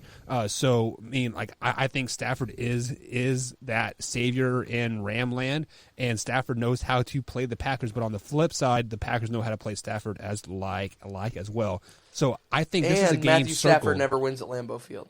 It's just pretty much impossible. So this is a game circled that I think this is going to catapult the Rams or catapult the Packers one way or the other, up or down. And Nana says, "Typical female, Combs. You are in time out, Combsy boy. You better watch your P's and Q's." Whoa! Buck said typical female. Ooh, that was Buck. Hey, I said Combs, all I did was say Michelle. Buck said, look, I'm throwing Buck under the bus on that one. I didn't say typical female. Nana's coming after you. That was all Buck. As you guys look through the schedule here, why is there a game that you're just like, man, the Packers are just going to blow a team out? Oh, for sure. I think honestly, there's a couple options here. I think both times we play the Lions, of course. I think that's a big time blowout. Especially week 2 at home. I mean, just an absolute annihilation. Other than that, I mean, it looks like a pretty good schedule. I mean, we always play the Vikings close. We always play the Bears close, but we always split with the Vikings. We always beat the Bears twice. So I feel confident about that. So I don't know. I guess maybe the Saints. I don't think the Saints will have everything figured out by that point. I think the Saints is a potential blowout. So you guys are on the complete opposite spectrum. Combs has them Saints winning that game, and you had the Packers blowing them out. Wow, that's. He just wanted to say that to get under my skin because he knows how I feel about the I'm Saints. saying it's a potential blowout. I said the blowouts I know of are the Lions, of course. Potential blowout is the Saints. I don't see them blowing out a divisional game. I mean, you can say what you want about the Lions. They never blow out a divisional. This NFC North, man. Even when both it doesn't matter. I don't care even if Aaron Rodgers is there. They're not going to blow out any of these teams. They could blow out the Vikings, or not the Vikings. No, they couldn't. The Lions that they play at home. No, they couldn't. The Lions are improved too. The Lions are improved too, though. They're better than people think that they are. They've got a quarterback on their team. That's literally it. Why they don't even have a quarterback. I would buy into what you were saying about the Lions at home if they played Week 17 and Week 18 at home. But the fact that they play Week 2 at home versus the Lions, like the Lions are still going to be on cloud 9. They are still going to have that line on the sideline roaring and getting the team hype. So, I mean, looking at their schedule, I don't see any really cakewalk games just because teams that we think are going to be bad, the Lions, the Steelers, possibly, maybe the Vikings, they play them. Ooh, I think the Steelers actually has potential of being a blowout. It has potential. But that's that Week 4 game, and the Steelers are still going to probably be, having the chip right a little bit. So I mean, they're still. I don't know. The Packers always start out hot though. It doesn't matter how we finish. I think they could blow out the Steelers. I don't think the Steelers are anything special. Well, and also the Packers always play hot in the first 2 weeks. Like last year, we beat the Vikings by 30 points in week 1. I mean, we always blow people out in the first 2 weeks. So that's why I'm thinking, and we play at Lambeau. We play them at Lambeau, so I'm thinking it's a pretty big. They're not going to blow anybody out if Aaron Rodgers is not their starting quarterback, though. And like I said, I don't think he is. I'm really doing my whole book here. And this isn't me if trolling Aaron Rodgers you. is playing for the Green Bay Packers. So, Combs, I did the opposite. what is your record for the Green Bay Packers in 2020-21? I have them at 5-12 because God. Aaron Rodgers is not there. If Aaron Rodgers is there, they're 12-5. If Aaron Rodgers is there, they win the division. They're 12-5. Okay. Yes. Why? What about you? If Aaron Rodgers is there, I have them at 13-4, which is what I have them. If he isn't there, then still like 8-9 because it's still a good team. It's still a good team. You're such a homer. 8-9 is a losing record, right? I'm just going to throw that out there. So there is no 500-8 anymore. 8-9 is a losing record. So they are a losing football team. Well, yeah. So, okay. But they're still going to win 8 games. I mean, regardless of who's the quarterback of the Green Bay Packers, there's enough talent on that team to. Well, and here's the deal: the Packers will win 6 at home. The Packers don't lose at home. So worst come to worst, they'll go 6. This is if Aaron Rodgers is not the quarterback. They'll go 6-2 at home. Okay. That's 6 games right there. They don't lose, even when Aaron Rodgers like was the hurt Patriots with the collarbone. fans, man. I can't wait to watch you play without your all-time great quarterback, just so I can watch you squirm when you're like 4-14, 3-5. I can't wait for because it's going to happen. Even if it's not this year, at some point it's going to happen. Oh well, of course, at some point it's going to happen. But we'll always beat the Bears. That's all that matters. So I have the Packers going 10-7, and like that is with Aaron Rodgers at the helm. I think this year the offseason controversy finally catches up to them, and they don't play well. You have them at what? 10-7 with Aaron Rodgers. With Aaron Rodgers, Ooh, so Combs. So Combs. Last year we both said that Aaron Rodgers was going to play with that chip on his shoulder and just tear everybody up, right? Like. This year, that chip I said the opposite. I was wrong. I was very wrong. Well, I said the Jordan Love. I said the Jordan Love draft was going to make Aaron Rodgers cry in his Cheerios, and that he was going to have an off season. And I said the opposite. Wrong. But I think that ship has finally broke, and Aaron Rodgers just kind of half-ass plays like all season. Say, hey, trade me because I'm not great anymore, right? And so then he'll get traded to some team that's a quarterback away, the Denver Broncos, the 49ers, somebody just like that, and then he has accelerated success like Peyton Manning did. So Drew brings up this comment here, like he says, here is one subject I have yet to hear anybody talk about. How do you think Aaron Rodgers' holdout is affecting his relationship with the other players on the team? They're from what I've heard and what I've seen, they all support Aaron. Davante Adams literally said, if my guy's not there, I don't know if I'm going to be here. So this is why I think there's a whole lot more at stake than Aaron Rodgers when people don't understand that. Because if Aaron Rodgers leaves the Green Bay Packers, there's a lot of people who are going to exit the door with him. Aaron Rodgers is extremely tight with his teammates. That's fine, but you know what? Aaron Rodgers doesn't pay their bills. Exactly. So, but Davante Adams could go and excel anywhere. He is a top receiver in the league. Of course, they can go and excel anywhere. But do you think that it's just going to start a revolving door just because Aaron Rodgers doesn't want to play there? I do. No. Davante Adams literally the one time that a Packer has said something publicly was Davante Adams, and Davante Adams said, "If my guy is not there, I don't know if I'll be there." So there was. I don't play without my guy. There was a Pittsburgh Steelers that once said, I believe it was an offensive lineman. I can't remember who it was. It was probably Pouncey or something. But they said, we do not discuss other players' contracts because we don't care how much money you make. You are here to play ball. So the business is on the outside. When you're inside the locker room, it is all game time. So who cares what is going on out there? Once Aaron Rodgers is in the locker room, everything will be perfectly fine in Lambeau, and they'll be A-OK. Oh, absolutely. If Aaron Rodgers stays, this won't affect the team at all. All this will affect is the front office. That's all this affects. And I'm telling you right now, it will not affect the team because Aaron Rodgers is not close with his family. If you had to put a percentage on it, Buck, what percentage are you certain that Aaron Rodgers comes back or doesn't come back? Honestly, like at this point, I'm kind of 50-50, but I am more leaning to, so it'd be like 51-49 49 of him not coming back because of the lack of communication from point A to point B. Most relationships can be healed with a simple talk, with a sensible communication, and that Russell Wilson, Pete Carroll, that happened like a month ago. That's not exactly the Packers' strong point, is it? Yeah, it's obviously not Aaron Rodgers' strong point. What about you, Wyatt? Either. I genuine honesty, all homerness aside, I think it is a 75% chance that he returns. See, I think it is a 1 in 4 chance that he does not return. I think it's a 90% chance he doesn't return. I really do. I believe the writing is on the wall. I believe he's either going to end up in Denver or in San Francisco. I really believe that, because if you're going to give up 2 first-round draft picks and a second and a starting quarterback, those are the 2 teams, or maybe even Las Vegas. Like those 3 teams right there, Las Vegas especially. I mean, because they make stupid moves all the time. They'll give up anything, especially John Gruden. I could definitely see. No, I don't think the Saints. No, they just got done with an old quarterback who wouldn't go away, so they don't want to do that again. I think that they will. I think for MVP. sure those 3 teams. I agree. Look, I say it all the time. What's he supposed to go away for? He was the best player in the league last year.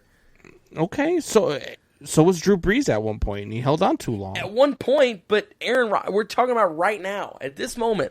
How is Aaron Rodgers holding on to anything? He's the best player in the NFL. He's not even holding on to Green Bay. He's out the door. All right, so moving on to the last team here in the NFC North, we have the Detroit Lions. They open up Week 1 at home versus the San Francisco 49ers, and they end at home versus the Green Bay Packers. Combs, I'm going to kick it to you first here. Out of the 17 regular season games we have on the Detroit Lions schedule, what game do you circle to kind of be like, hey, like this is kind of a must-watch game? None of them, because they're the Lions. But if I had to pick any of them to watch, it's going to be the Bears, because I'll get to see the Bears win. You know, not on Thanksgiving, brother. The Bears will win on Thanksgiving in Detroit. Absolutely, 28-10. I would say that I'd probably be most interesting to see how. Let's see. I'm going to go with. Say it. Week 7. I'm going to go with their. Say it. I'm going to go with the Bengals game. I want to see how the Bengals and the Lions. I want to see how Joe Burrows performs against that Detroit Lions team in Detroit on the road. I want to see how he does. So if anything, I'd probably say the Lions-Bengals game. Who do you got winning that game? Easy. The Bengals. I don't have the Lions winning a whole lot. Easy pick here. The game I'm watching, okay? Week 7 is going to be great. It is. Because Matthew Stafford is going to play the Lions, the team that has so royally screwed his career over. I didn't even think of that. That's a good one. That's huge for that. I didn't even think of that. But that's not the biggest one. It's going to be a great game. The best game, though, is Week 8. You know why? Because the loser gets the first overall pick. It's between them and Philly. Are you serious right now? Yes. Wow. So whoever wins gets the second overall pick. Whoever loses gets the first. It's going to be a game of tanking. Who can play the worst the entire game? It will be hilarious. A comedic event. I will absolutely love every second of it. And just before that happens, Matthew Stafford is going to put up 50 points on the Lions in LA. The Jaguars will still have the number 1 pick. And absolutely shellac them. I'm telling you right now. He will kill them. It will not be fair. It will be a blowout game. Then they follow it playing the Eagles, and it's going to be an even worse game. It's going to be a laughingstock because both teams are not playing so great right now and not making good moves, and they don't have much surrounding the team. So that's why I think I'm telling you that 2-week stretch right there is going to be awesome. But the best game of the year by far is Lions Eagles because it's literally who is going to get the first overall pick for next year. So what do you have the record as, Wyatt, as the Lions overall record? 3-14, baby. What about you, Combs? 3-14. I don't like this Lions team at all. I think Jared Goff. If you thought that Matthew Stafford got hurt a lot behind that Lions offensive line, and Matthew Stafford's probably the toughest quarterback in the league. Yep. What do you think is going to happen to Jared Goff? He's going to be in a wheelchair by week 5. Like it's Legitimately. going to be bad. Probably will.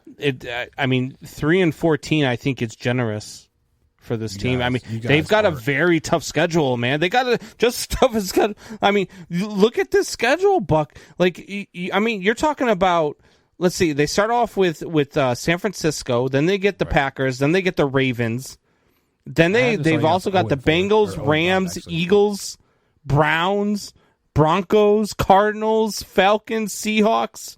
Not to mention, you still got to play your divisional games against the Packers, Bears, and Vikings, who are all better than you. And, I mean, you can say what you want, but you guys are absolutely wrong on this. I mean, yes, I do have the Lions starting the season 0-5.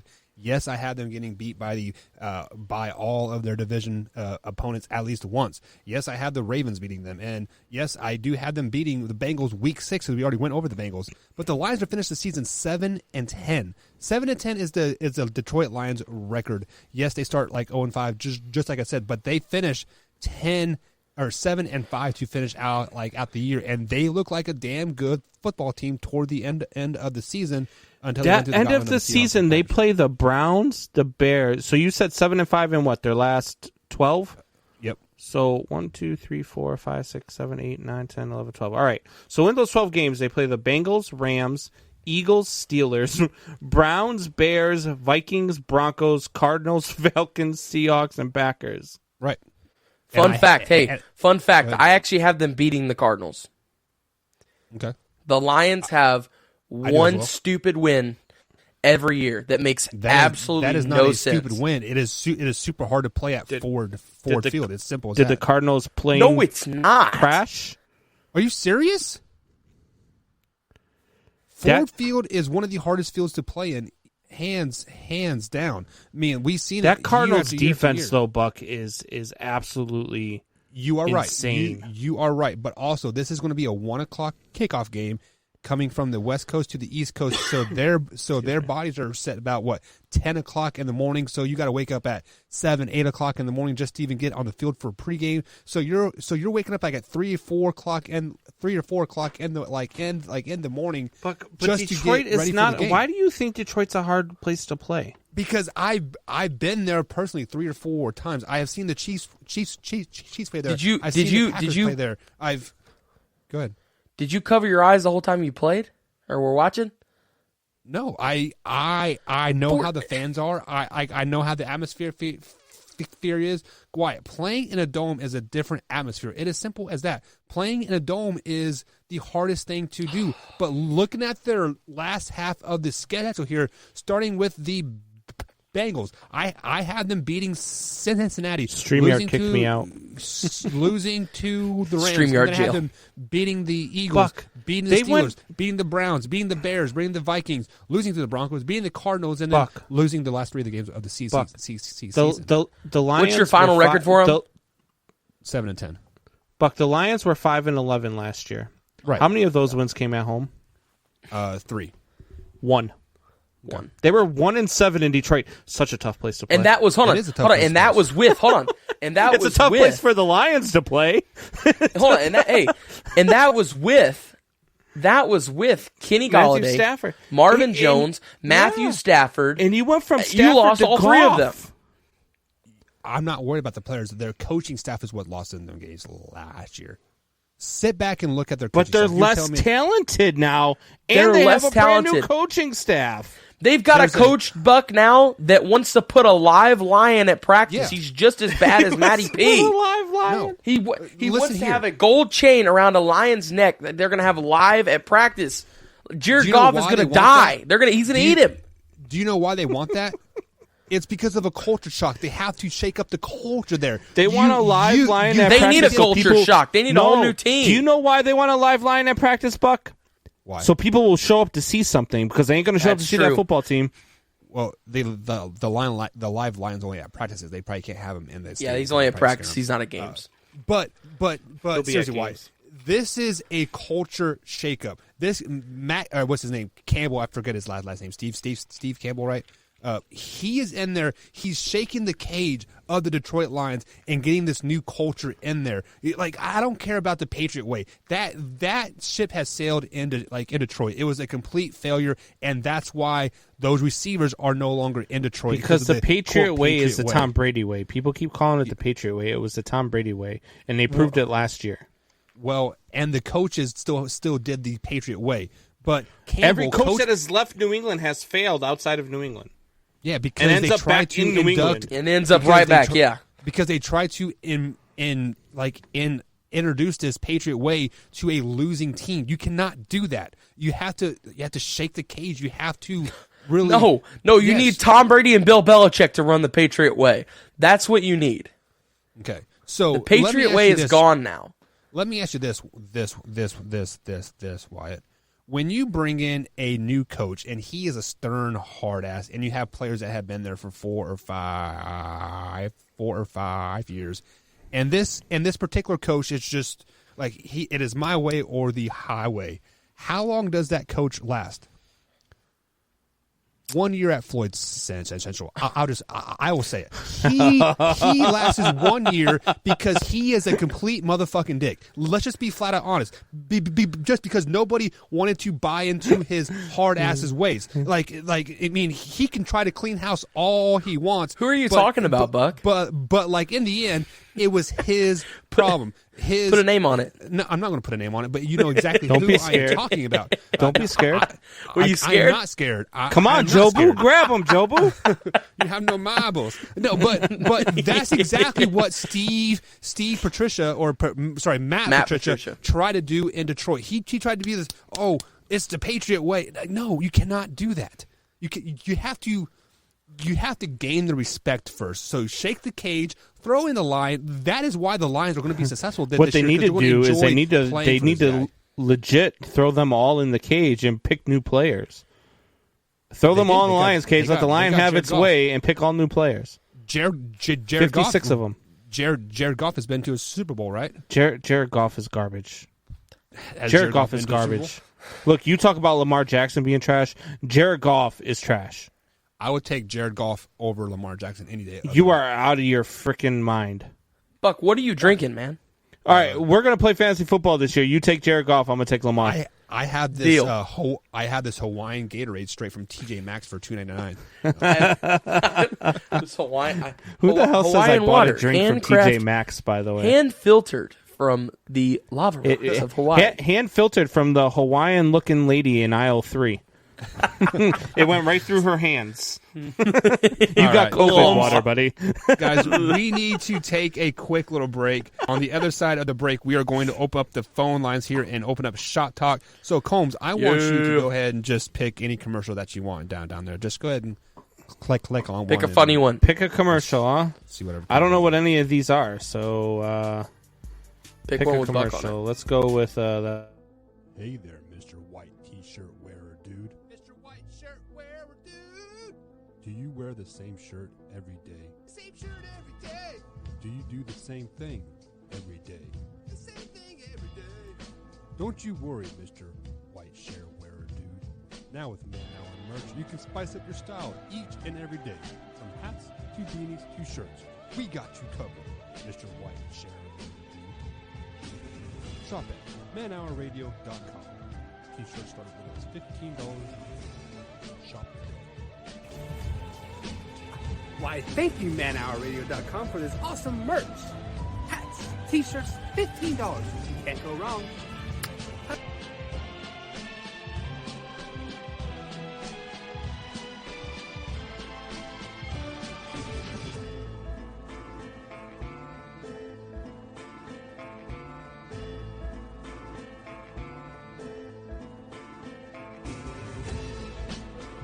Pretty obvious in that one. Dak's coming back off. You got Tom Brady, and did I mention 22 starters coming back?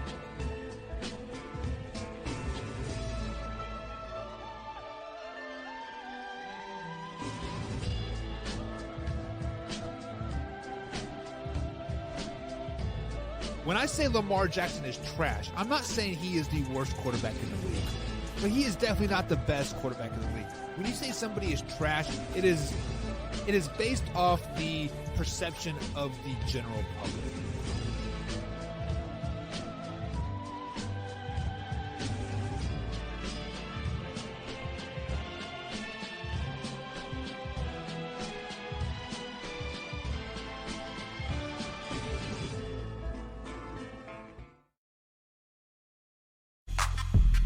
And welcome back to the Man Hour, guys. Michael Buckeyes on with Brandon Combs and the Wyatt Williams. Phone lines are open if you wish to call in, 812-406-8384. Feel you can talk about anything that you want. The after show link has been posted, so if you are a member over here at youtube.com/Man Hour, you can become a member as low as 99 cents a month. You get access to this after show tonight. So once the live stream is over, guys, you can go ahead, click on that link, and take you directly to the after show. So we've broken down the AFC North, guys, and we haven't told the people our division winners yet. So let's go ahead and go around the horn real quick here. Who do you have winning this division? Actually, just give me 1, 2, 3, 4. Yeah, it's of course you asking this right as I'm switching off that screen, but it was Green Bay at 13-4. It was the Bears at 8-9. Then it was the Vikings at 6-11, the Bears were 9-8. Sorry. And then I had the Lions dead last at 3-14. Okay, Combs, what about you? I have the Vikings winning the division at 10-7. I got the Bears at 8-9. I got the Packers at 5-12, and the Lions at 3-14. And then I had the Packers winning the division at 10-7. The Bears 8-9, Lions 7-10, and the Vikings 6-11. So when I named tonight's show, I said the AFC North was the worst division in all of football because I could almost see every team in this division being 8-9 and like lower almost. The NFC East is still going to be pretty bad, man. yeah, but they've got tough schedules too. Yeah, but they still don't have that controversy like what is circling around the thing. Why is Wyatt Williams calling into the show tonight, Mr. Wyatt Williams? Hello, caller. Hello, caller. Hello. You're an idiot. That was one of the dumbest things I've ever seen. So, but yeah, I mean, like what I was saying, like if Aaron Rodgers isn't at the helm, I mean the Packers, Combs, you had them at 5-11, right, or 5-12, right? If they didn't, and then I have them probably at 8-9, and Watt, you had them at 8-9 too, right? Well, I had the Bears at 9-8. I was flipped. Well, no. If Aaron Rodgers is not the quarterback for the Green Bay Packers, what is the record? Oh yeah, if Aaron Rodgers is not the quarterback for the Green Bay Packers, I am 8-9. Yes. So, like I said, they still Green Bay. We always win at Lambeau. Like we're good at home. The road is where we'll struggle. So I think we'll crunch out at least 6 wins at home, and then 2 wins will at least follow on the road. I think. So Drew comes up and says, like what we were talking about, Matt Patricia and the Detroit way a little earlier in the Patriot way. He says that each team should have their own way. Stop copying off of each other. New coaches need to come in and win with a general plan. The problem is, Drew, is that, but we are in a copycat league. Look at who was the first team to run the Wildcat offense? Was it the Broncos maybe or something like that? And but the be next your own thing person. All right, so the first person that did it was the so when you're like taking stuff, when you're learning how to do something, you're learning from different people. You take something from him, something from him, something from him, and make it your own, and do your own thing, because that's how you become good. No, do you see Sean McVay out there copying anybody? And everybody thinks he's the best young coach in the NFL. One hit wonder. He was a one-hit wonder. No, I will give him that. They're still good. As of right now, the Rams are still good. They are good because of that defense. I mean, you said it. They're good because they've got a lot of good players. Like, the same reason why Jared Goff was, good was because. And everybody said the Patriots were good because of Bill Belichick. No, I said it was because of Tom Brady. I said it was because of both, honestly, because it was because of both. Tom Brady wouldn't be Tom Brady without Bill Belichick, and Bill Belichick wouldn't be Bill Belichick without Tom Brady. Well, Tom Brady was Tom Brady without Bill Belichick this year. Tom Brady also had a much better team than what he had in New England. Tom Brady was still Tom Brady without No, Bill Belichick Tom this Brady year. still would, but that's after years of developing and stuff too. So Yeah, still one of that those was more also that went what, into 20 that. years after being underneath Bill. So I mean, the Tom Brady way was the Bill Belichick way, and he just kind of informed it. No, The Tom Brady Patriot way was Brady the Tom and Bill way. Absolutely. Now I think that Tom Brady carries that more than Bill does. I think it's like 60-40. I think Tom carries that. No, probably 70-30. I'll say 70-30. 70 Tom, 30 Bill. Because, Tom Brady, everybody wants to play with him because what of Julian Tigers. Edelman said on the Pat McAfee show. He said What? the Patriot way was the Tom Brady way. It could have been. And he's in that clubhouse. He was there. So Michelle comes with a hashtag turtle. Do we yes, turtle. Yeah, and she also started the whole show with a turtle emoji too. So How about, shout out to- I got a hashtag for you, Michelle. You ain't gonna see the turtle for a long time now. That's a goddamn lie. You know that. Turtle. Wyatt. You look like what you look like. You ever see that movie Little Monsters? No. Never Buck, heard you of remember that movie with Ben Savage? it. No. Oh, No? look. Oh, my God. Combs' turtle's getting happy. Oh, he's a happy turtle. There it is. All right, there you go. She said my dad is watching. Well, he's the one who started the damn turtle thing. Turtle. Alrighty, guys. So He's just we mad 'cause I broke sleep down. with his daughter. We broke my down the God, dude. NFC North. Shots fired. I had the Packers winning division. Combs has the Vikings winning division, and Wyatt has the Packers winning division as well. Do we see a potential Super Bowl champion coming out of this division, Combs? No. Yes. No. Yes. No. Yes. Of course, Wyatt does. He's a Packers fan till he dies. But I got it right there, baby. I'm a Bears fan till I die. But I'm a realistic one. Wyatt's not so much a realistic fan. So why are you saying the Packers win the Super Bowl? If Aaron Rodgers and We don't care what you think, Wyatt, because this is Man Hour Nation. That's how we're going to end it. Combs, send us out. Man Hour Nation, rise up. After Hours has started, guys. Join us over there. Have fun. Bye.